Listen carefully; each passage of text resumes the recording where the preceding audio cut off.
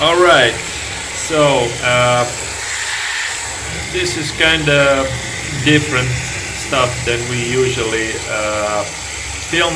Uh, it is a nozzle problem, but it's a different kind of nozzle. This time it's a shower nozzle that went clogged instead of printer nozzle. So as you can see, a lot of them are spraying like all over the place.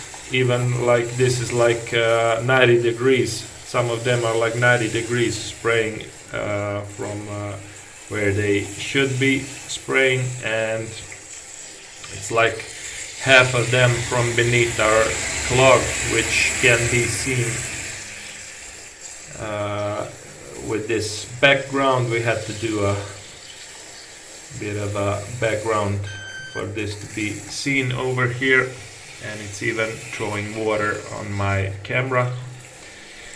So there is a way that you could unclog this nozzles pretty easily, so you don't have to run to the store and buy a new one. There is a way you can help yourself with just using the stuff you have around in your house or apartment. So let's see how this is done. So the reason why this happens is depending on the place or let's say the quality of water at your place that you live. There could be more or less this stone in the water, so we can see this white stuff that is all sticked all around the sides of this pot. So it's the same stuff that's clogging the nozzle on the shower. So what we're gonna be using to get rid of this is this citric acid that you'll be using for I don't know, making lemonade in your house and stuff like that, homemade lemonade. And we're gonna be pouring this stuff inside the pot and put it on the stove and get to the boiling point. And when the water boils, we will when the water starts boiling, it's gonna get rid of this stuff already inside the pot, and but also we're gonna keep the shower nozzle inside. We should be keeping it inside the boiling water for, let's say, like 5 minutes, and this is a 20-gram package, so we're gonna use of citric acid, we're gonna use about a half of that.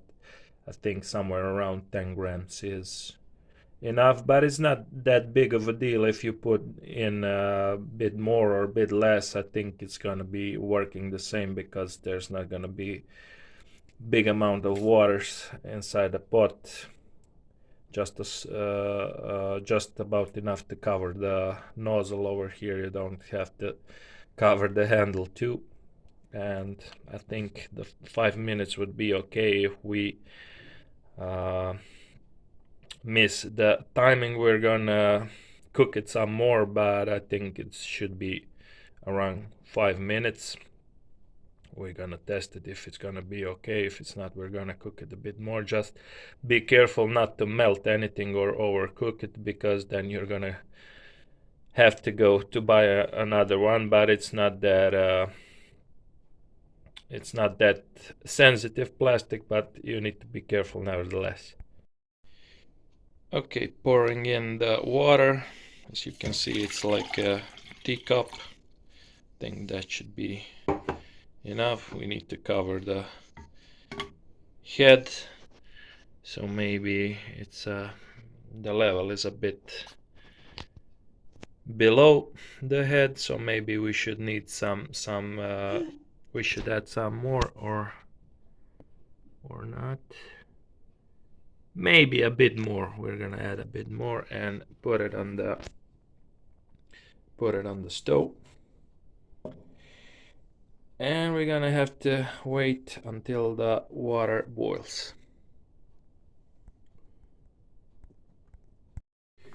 Okay, so it went to the boiling point. If you kept it outside until the water boiled, you could keep it a few minutes longer. Keep in mind that it will boil fast because it's not a big amount of water, so it's gonna boil fast, but don't keep it too long, around 5 minutes inside the water. Okay, so we got to our shower. Let's see how this is gonna work now that we boil it in the citric acid. And as you can see, also the stuff that was on the sides, the stone that stick to the sides, is gone. It's pretty clean. We have a bit more or less light here, but you can see there's no white stuff on the sides, so that's good. Okay, let's now see what happened with the nozzle itself. Will it gonna have a straight line when it sprays out of the nozzle? Now that looks much better. Much better. So you can see